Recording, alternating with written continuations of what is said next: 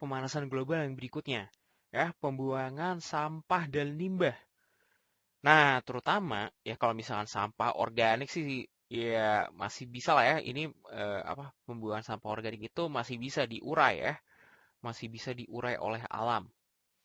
Nah, yang paling berbahaya itu adalah pembuangan sampah anorganik. Ya, walaupun sampah organik sendiri ada juga tetap nih kontribusinya terhadap pemanasan global. Ya, tapi yang mau gue highlight di sini adalah pembuangan sampah anorganik. Ya. Nah, yang anorganik ini yang pertama jelas susah diurai oleh alam. Ya, susah diurai. Atau kalaupun bisa diurai, ya itu butuh waktu sampai ribuan tahun. Ya, susah banget. Nah, untuk yang anorganik nih yang berbahaya nih, ya terutama ya limbah industri atau limbah rumah sakit ya. Ya kalau limbah rumah sakit sih ya lo bayangin aja itu bekas dipakai untuk mengobati virus atau apa misalnya bekas suntikan ya itu terhadap kesehatan aja jelas ya udah nggak sehat. Nah limbah-limbah ini kita nggak tahu nih ketika zat A ya dari limbah pabrik apa gitu ya ketemu dengan limbah B entah pabrik apa lagi gitu ya pabrik yang berbeda ini bisa jadi menghasilkan zat yang apa ya? Zat yang bisa aja tuh menghasilkan gas rumah kaca tadi ya. Gas rumah kaca. Kalau pembuangannya sembarangan, nggak diolah dulu gitu ya, nggak dipisahkan berdasarkan zat dari limbahnya itu apa gitu ya. Ini kalau bercampur, nah ini bahaya banget ya, bisa menghasilkan yang namanya gas rumah kaca itu lagi.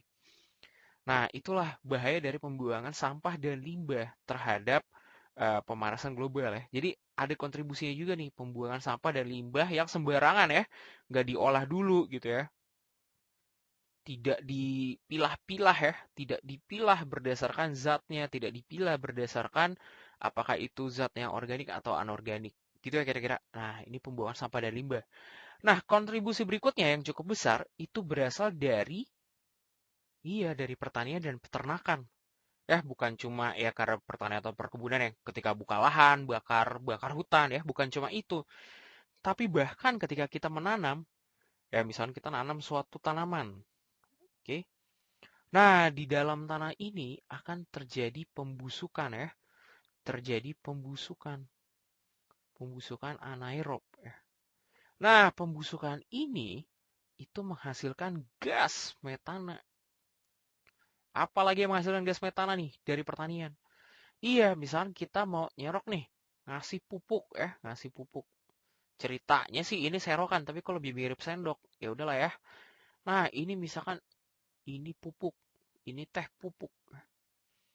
Nah, pupuk itu sendiri, pupuk kan kayak misalnya pupuk organik ya, pupuk organik yang asal itu dari daun. Daun itu kan membusuk. Ya udah yang membusuk juga menghasilkan gas metana ya.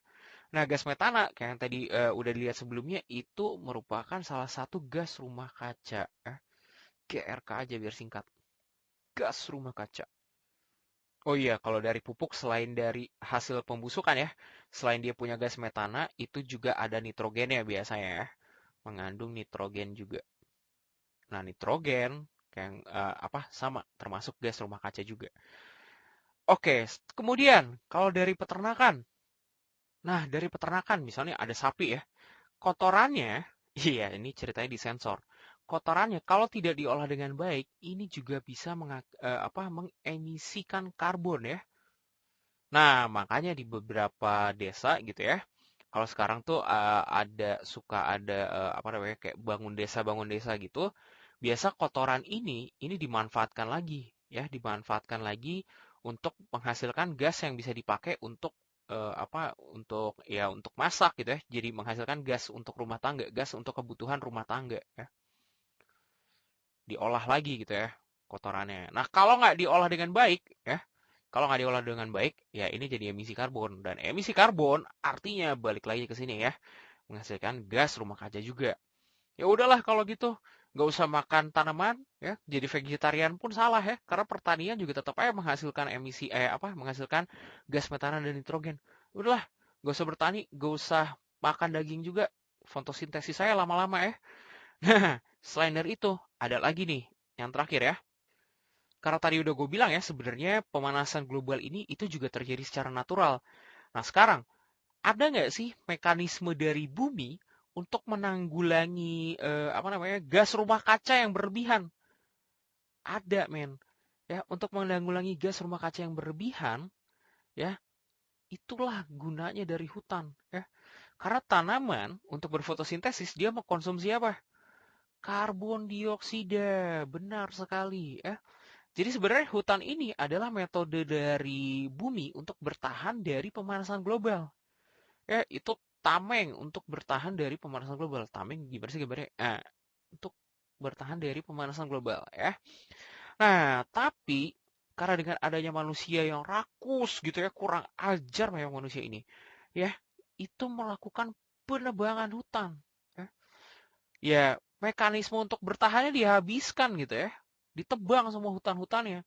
Akibatnya jadi lahan gundul ya, jadi lahan gundul dia ya udah langsung menyerap radiasi panas, ditambah lagi karbon dioksida yang berlebihan ya.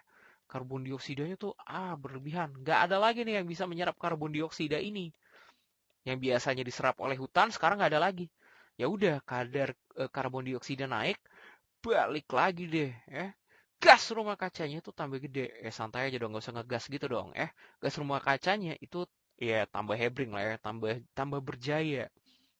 Nah, itu adalah beberapa hal yang berkontribusi terhadap pemanasan global.